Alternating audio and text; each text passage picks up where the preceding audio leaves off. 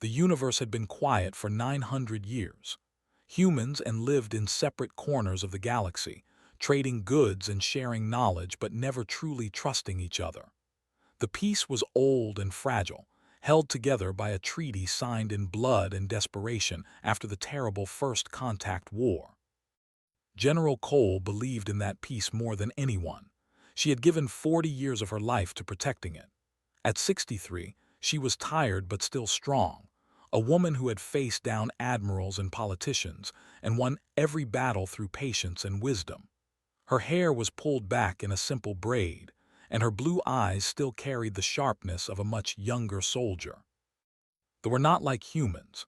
They stood 8 feet tall, with skin that changed color with their emotions and 4 eyes arranged in a diamond pattern on their faces. They had ruled the galaxy for thousands of years before humans ever built their first rocket. They viewed humanity as children, dangerous children who bred too quickly and spread too far. Understood their fear. In just 500 years, humans had gone from a single planet to 300 colonies. They built ships faster than the thought possible. They adapted to new worlds with frightening speed. They looked at population charts and saw a threat that would soon overwhelm them through sheer numbers. That was why the peace mattered so much. That was why I had agreed to attend the renewal ceremony at Meridian Prime. The station floated in empty space between human and territory, a symbol of cooperation built by engineers from both species. Its central atrium was a wonder of design, with crystal columns that grew from the floor like living trees and holographic displays showing beautiful scenes from both civilizations. Arrived 3 hours before the ceremony was scheduled to begin.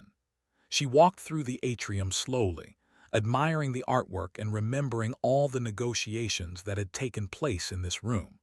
She had been here dozens of times over the years, always working to solve some dispute or calm some crisis.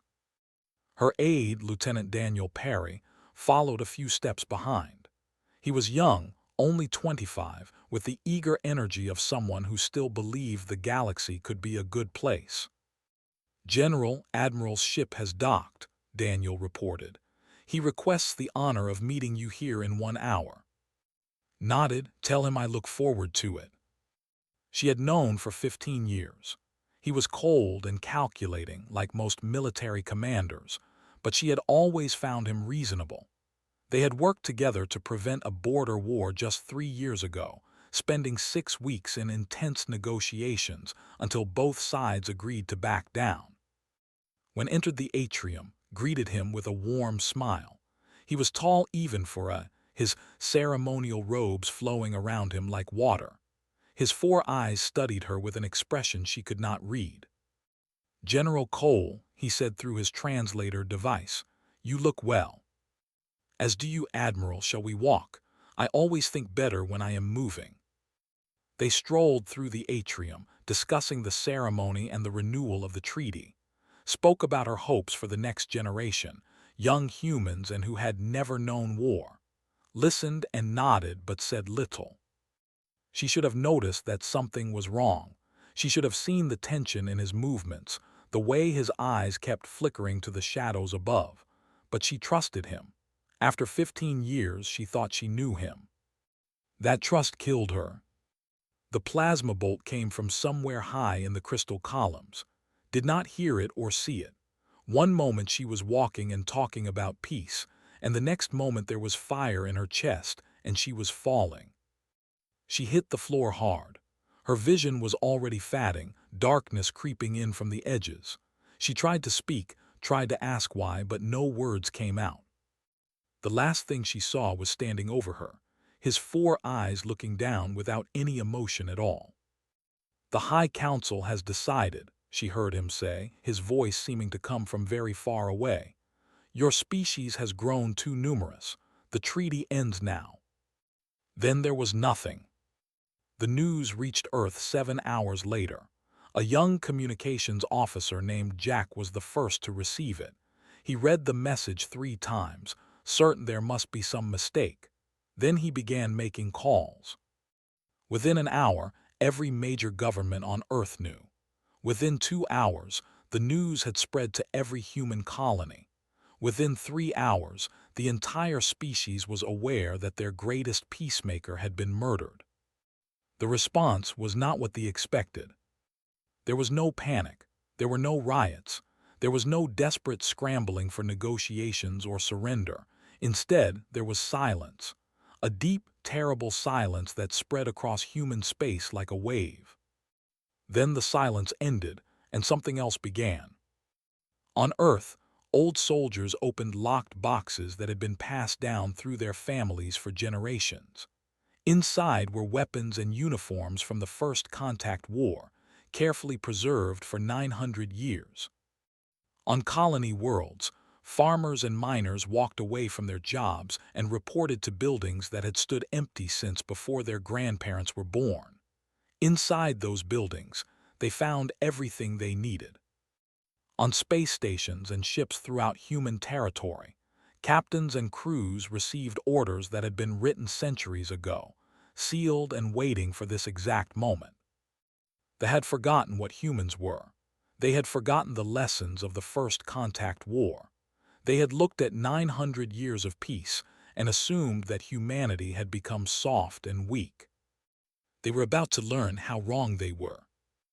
Admiral received the first reports of human military mobilization with satisfaction. This was expected. The humans would gather their forces, realize they were hopelessly outmatched, and negotiate for the best surrender terms they could get. He did not understand that humans did not think that way. He did not understand that somewhere deep in human blood, there was something ancient and terrible waiting to be awakened. Cole had spent her life keeping that thing asleep. Now it was awake, and it was hungry for revenge. Commander Brooks was sleeping when the alert came. He woke instantly, years of training pulling him from deep rest to full awareness in seconds. The red emergency lights were flashing in his quarters aboard the patrol ship Endeavor. He was dressed and on the bridge within 3 minutes. His crew was already at their stations, their faces pale in the harsh lighting. "Report," ordered, taking his command chair. Lieutenant Commander Maria Santos handed him a data tablet. Her hands were steady, but her voice was not. "Sir, General Cole has been assassinated. They are claiming responsibility. They say the treaty is over." Read the message in silence. Cole was dead. The woman who had kept peace for 40 years, murdered in cold blood at a ceremony meant to celebrate cooperation. He looked up at his crew, 37 men and women, most of them young, most of them having never seen real combat. They were watching him, waiting to see how he would react. "Set course for the nearest fleet assembly point," said calmly. "Maximum speed, and someone get me a secure channel to Earth Command." The Endeavor was a small ship, designed for patrol duty rather than warfare, but had studied history. He knew that in the First Contact War, it was often the small ships that made the biggest difference. On Earth, the response was already beginning. Deep beneath the Rocky Mountains, in bunkers that had been sealed for 3 centuries, lights flickered to life. Machines that had waited in darkness began to hum. Screens that had displayed nothing but dust started showing tactical data from across human space. Admiral Henry was the first senior officer to arrive. At 71, he was old for active duty, but no one knew more about human military history than he did. He had spent his entire career studying the First Contact War, learning its lessons, preparing for the day when those lessons might be needed again. Now that day had come. "Get me a full status report on all reserve forces," Henry ordered as he took his seat at the command table. "And I want to know the location of every fleet within 100 light years of our borders."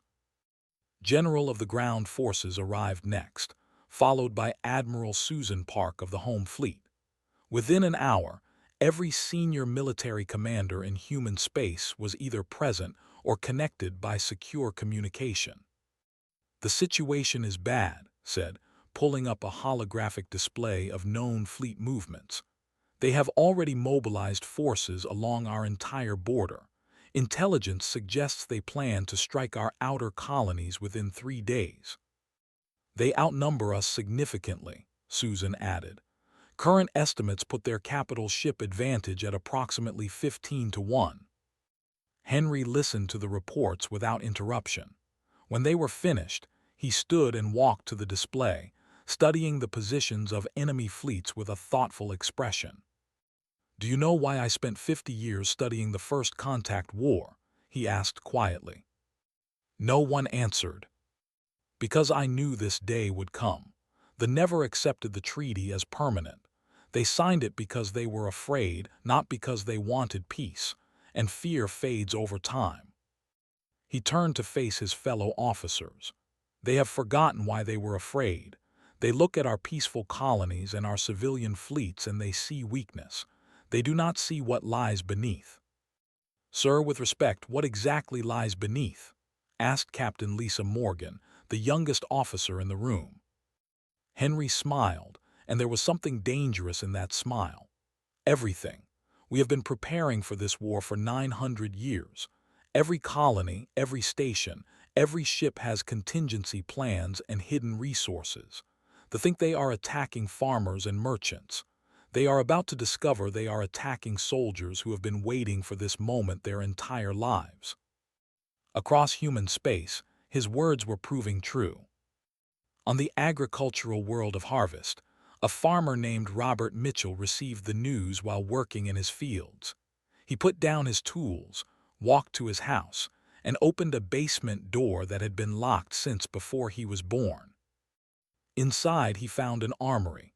Weapons, armor, ammunition, all perfectly preserved, and instructions passed down through his family for generations, explaining exactly what to do when this day arrived. Robert was not unique. In every town on Harvest, in every settlement on every human world, similar scenes were playing out. People who had lived peaceful lives discovered that they were part of something much larger, a network of preparation that stretched back centuries. Hayes was 19 years old, a university student studying literature. When she heard about General Cole's death, she did not cry or scream. She simply stood up from her desk, walked out of her classroom, and joined the line of volunteers forming outside the nearest recruitment center.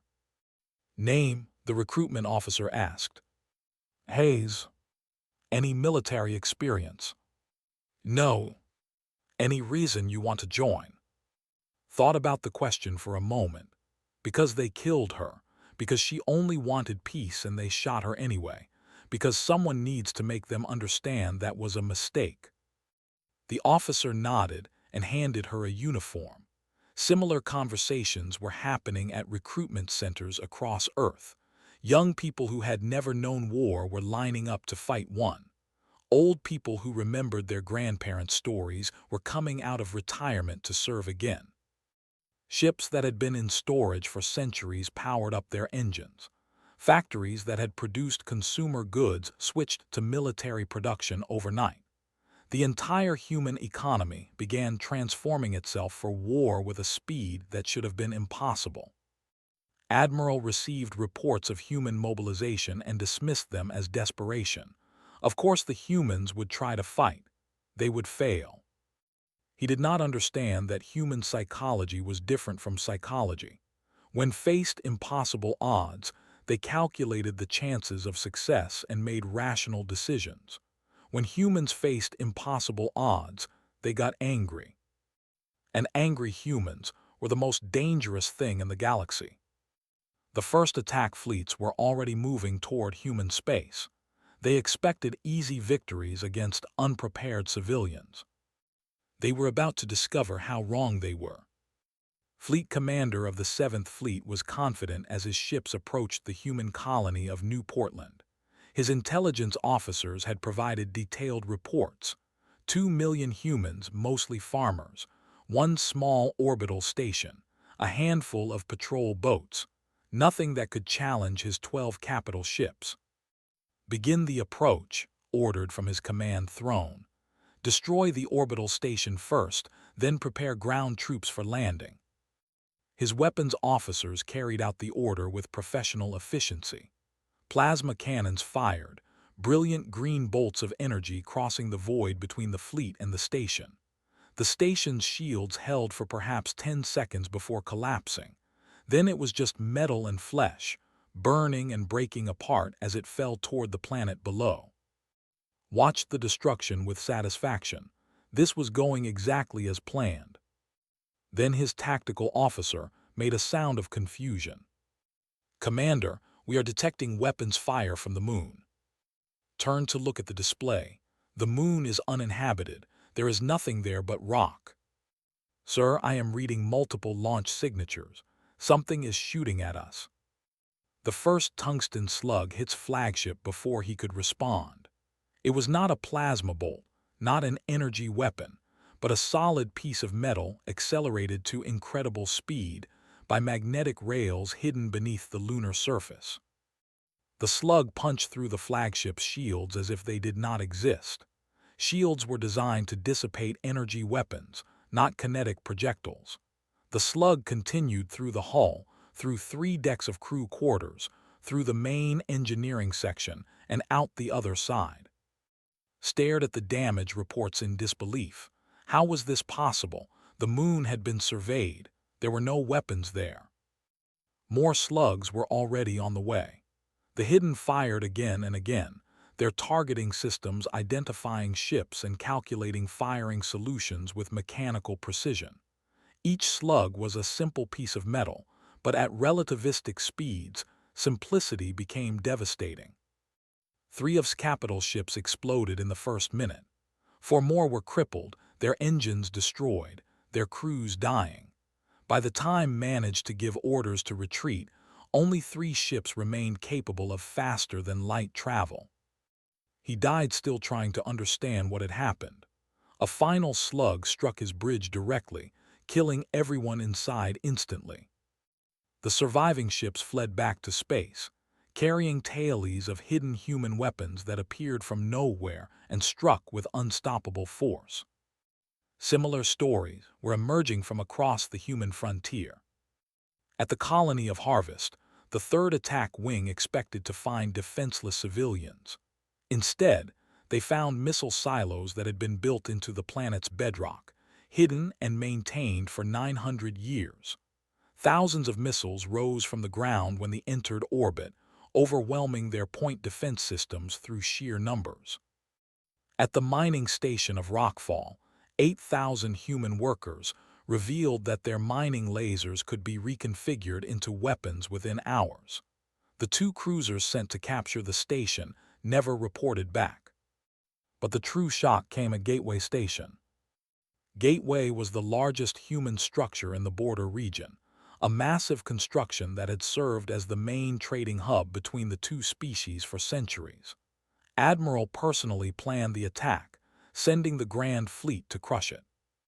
47 capital ships, 300 support vessels, more firepower than most species could gather in a lifetime. Captain Benjamin Gray commanded the human defense. He had 17 ships, most of them old vessels pulled from emergency storage. His crews were a mix of career officers and volunteers who had been civilians just weeks before. By every reasonable calculation, he should have surrendered. He should have tried to negotiate. He should have done anything except what he actually did. "All ships, this is Captain Gray." His voice was calm over the fleet communication channel. "The enemy is coming with everything they have. They expect us to be afraid. They expect us to run." He paused, looking at his tactical display where 47 red markers were approaching his 17 blue ones. "They are wrong. We are not going to run. We are not going to surrender. We are going to fight, and we are going to make them regret ever attacking us. All ships attack formation. No retreat." The Battle of Gateway lasted 6 hours. Human ships charged directly at the fleet, ignoring the overwhelming odds. They fired every weapon they had, and when their weapons ran dry, they kept fighting with whatever they had left. Lieutenant Commander Rachel Kent was among the first to fall. Her patrol ship was hit multiple times during the initial engagement, losing shields, weapons, and most of her crew. She still had engines, and she still had one option. "4," she said into her radio, then aimed her burning ship at a cruiser and accelerated. The collision destroyed both vessels and damaged two others nearby. Ensign Wright saw his captain die and immediately took command of their destroyer. He was 24 years old and had never fired a weapon in anger before that day. He led his ship into the heart of the enemy formation and destroyed two vessels before his own was finally overwhelmed.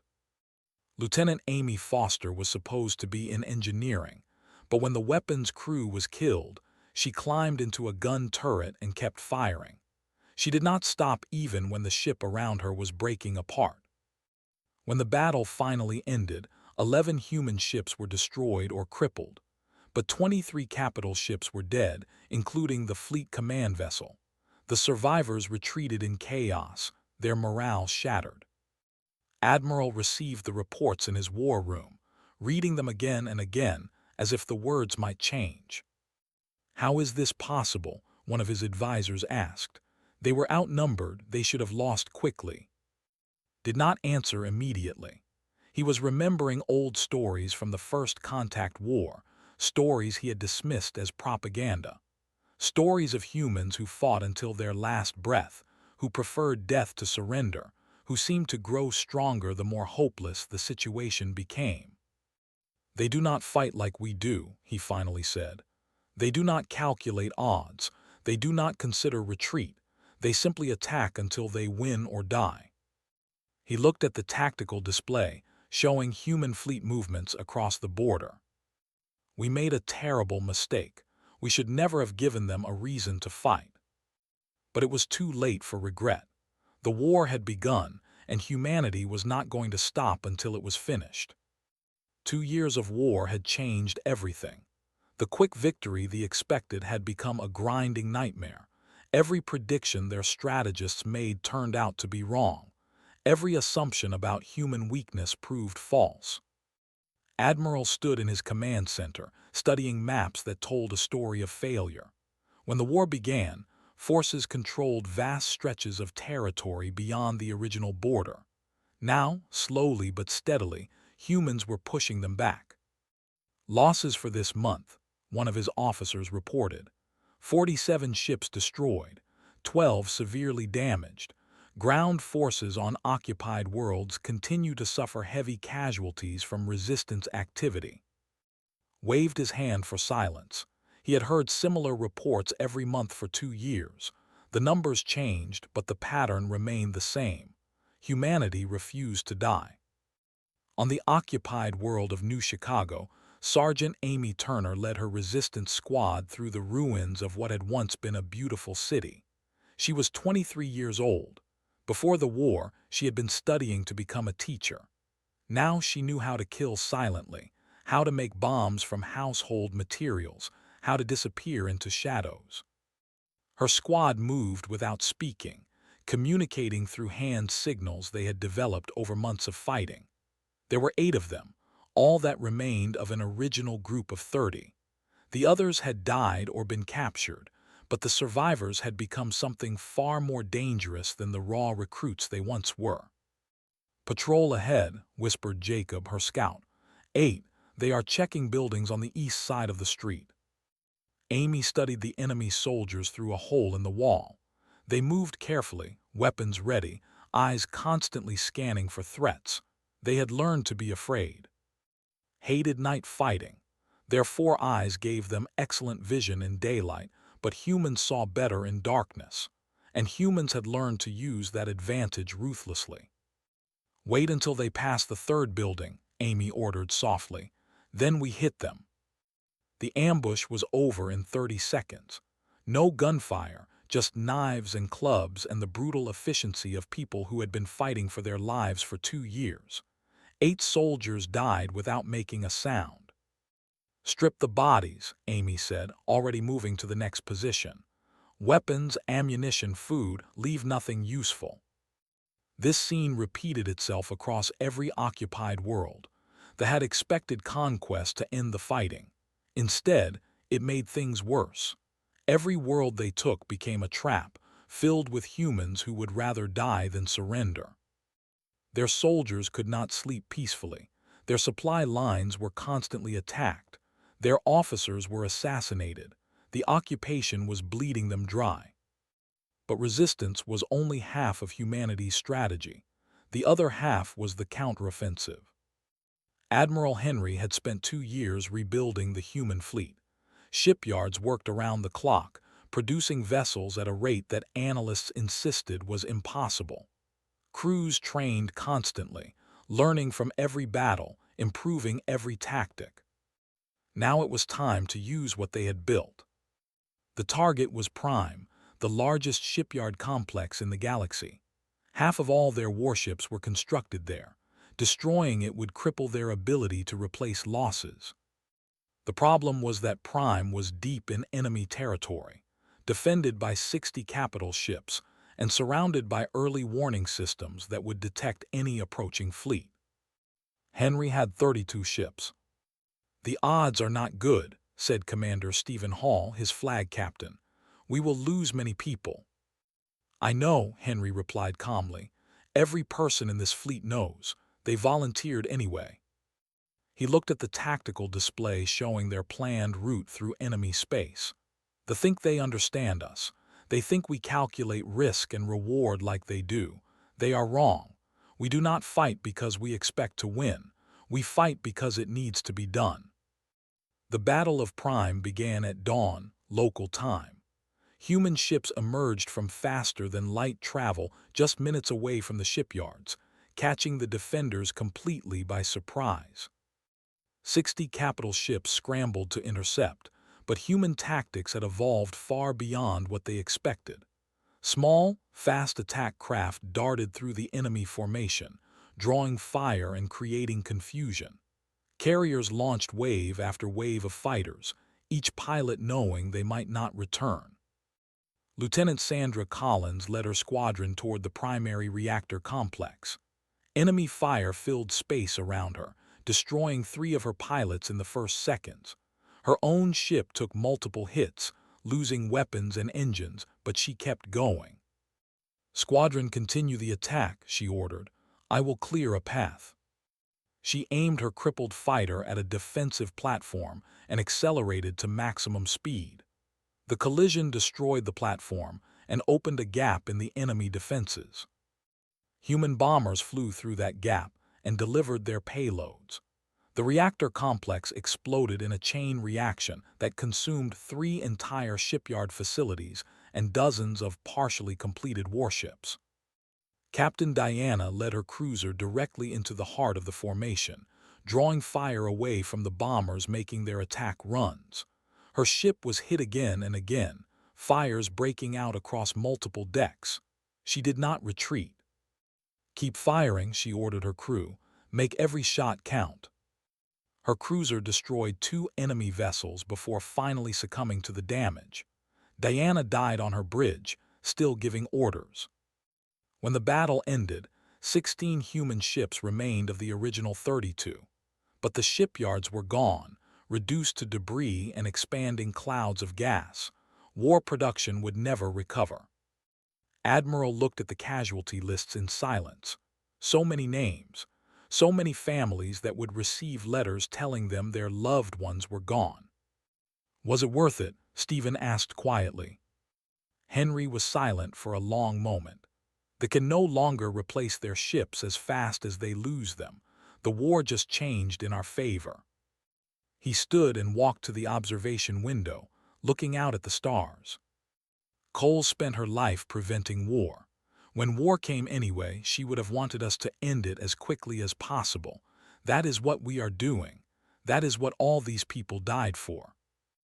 News of the victory at Prime spread across human space like wildfire. For 2 years, people had fought and died and wondered if they could really win. Now they knew. The tide had turned. Humanity was coming. 5 years had passed since the assassination of General Cole. 5 years of blood and fire and unimaginable sacrifice. The galaxy would never forget what happened during those years. Admiral stood on the bridge of his flagship, watching the approaching human fleet on his tactical display. 300 warships, arranged in perfect formation, moving toward them with unstoppable purpose. He was old now, older than he had been when the war began. The stress of constant defeat had aged him in ways that years alone could not. His skin had faded to almost white, and his 4 eyes carried a weariness that nothing could lift. "The human commander is requesting communication," one of his officers reported. "Open the channel." Admiral Brooks appeared on the display. He too had changed during the war. His dark hair was touched with, his face lined with the weight of command. But his eyes were sharp, filled with the cold determination of a man who had come to finish what others had started. Admiral said, "This is your final chance. Surrender now and your people will be treated with honor. The killing will stop. We can begin rebuilding what was destroyed." Almost laughed. "You expect me to surrender after everything that has happened, after all the death on both sides? I expect you to be practical. Look at your fleet. Look at mine. You know you cannot win this battle. You know that continuing to fight only means more of your people will die." Did know, his fleet was outnumbered and exhausted. His ships were old, their crews tired. The humans had momentum, victory after victory building their confidence while his own forces crumbled. But surrender was not something did easily. His species had ruled the galaxy for 9,000 years. Pride was woven into every fiber of his being. "We will fight," he said quietly. "We will fight until there is nothing left. That is who we are." Nodded slowly. "Then I am sorry for what must happen. For what it is worth, I take no pleasure in this." The channel closed. The final battle began within the hour. Human ships advanced in waves, their weapons firing with devastating accuracy. Vessels rushed to meet them, fighting with the desperation of a species facing extinction. The space between the two fleets became a chaos of plasma fire and missile trails and the flash of exploding ships. Admiral Brooks commanded from the center of his formation, issuing orders with calm efficiency. He had fought in dozens of battles during the war. He had lost friends beyond counting. Nothing could shake him anymore. "Focus fire on their flagship," he ordered. "End this quickly." Captain Maria Santos led the assault. Her battleship had been with the fleet since the beginning, surviving engagements that had destroyed hundreds of other vessels. She knew her ship, knew her crew, knew exactly what they were capable of. "All weapons target the enemy bridge," she commanded. "Give them everything." 6 human warships concentrated their fire on its flagship. Shields failed under the onslaught. Hull breached in multiple locations. Systems collapsed one by one. Admiral died on his bridge, surrounded by the bodies of his officers. In his final moments he thought of Cole, the woman he had ordered killed 5 years before. She had wanted peace. He had wanted conquest. Now both of them were dead, and the galaxy was changed forever. The battle continued for another day. Without their commander, the fleet fell into disorder. Human forces pressed their advantage, destroying or capturing enemy ships with methodical determination. When it was finally over, they lay defenseless. The human fleet hung in orbit, weapons ready, waiting for orders. The High Council sent a message requesting surrender terms, read it in silence, then looked at his officers. "Prepare a shuttle, we are going to the surface." The surrender ceremony took place in the Great Hall of the government. The High Council, those members who had survived the war, knelt before the human delegation. Their 4 eyes were lowered, their postures showing submission. Walked to the center of the chamber, his footsteps echoing in the vast space. "5 years ago, you killed Cole. You killed her because you thought humanity was weak. You thought we would surrender. You thought 900 years of peace had made us forget how to fight." He paused, looking at the kneeling leaders. "You were wrong. We do not forget. We do not give up. We do not stop fighting until the job is done. That is what it means to be human." The treaty that followed was harsh but fair. The military was dissolved. Their weapons were destroyed. Reparations would be paid for generations to come. But there was no genocide, no mass executions, no destruction of civilization. One of his officers asked him about this later after the ceremony was complete. They killed millions of us. They started this war. Why show them any mercy at all? Was silent for a long time before answering. They stood at the observation deck of his flagship, looking down at the because would have wanted it. She spent her life building peace between our species. She believed that humans and could live together without war. If we destroy them completely, everything she worked for means nothing. He turned away from the window. We won the war, now we have to win the peace. That is the hard part. 1 week later made a final journey. He traveled to Meridian Prime, to the atrium where Cole had been murdered 5 years before. The crystal columns still bore the scars of that day, preserved as a memorial. Fresh flowers lay at the spot where she had fallen. Someone had been maintaining them for 5 years, a small gesture of remembrance that had continued even through the darkest days of the war. Stood in silence for a long time, remembering a woman who had believed in peace when everyone else wanted war. She had failed in the end, but her failure had not been her fault. We did it, he said softly. We showed them who we are. We taught them the lesson they forgot. And now we are going to build the peace you always wanted. He placed a small medal on the floor beside the flowers, the highest honor the Terran Confederation could give. Rest now, we will carry on from here. As he walked away, the crystal columns caught the light of distant stars. The war was over. The rebuilding would take generations. But humanity had proven something that the galaxy would never forget. They were not to be underestimated. They were not to be threatened. And above all, they were never to be given a reason to fight. Because when humanity fought, humanity won. Always.